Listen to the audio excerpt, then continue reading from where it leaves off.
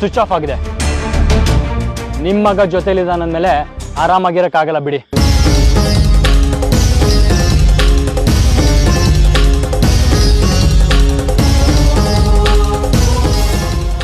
ಇವ್ರೆ ಬನ್ನಿ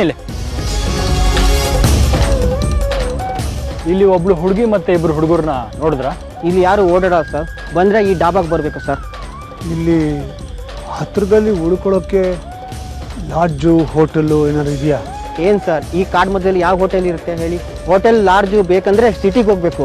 ಹತ್ರ ಒಂದು ಹಳ್ಳಿ ಇದೆ ಅಷ್ಟೇ. ಹಳ್ಳಿನ? ಹೀಗೆ ಹೋಗಿ ಒಂದು ರಾಮಹಳ್ಳಿ ಅಂತ ಒಂದು ಹಳ್ಳಿ ಇದೆ,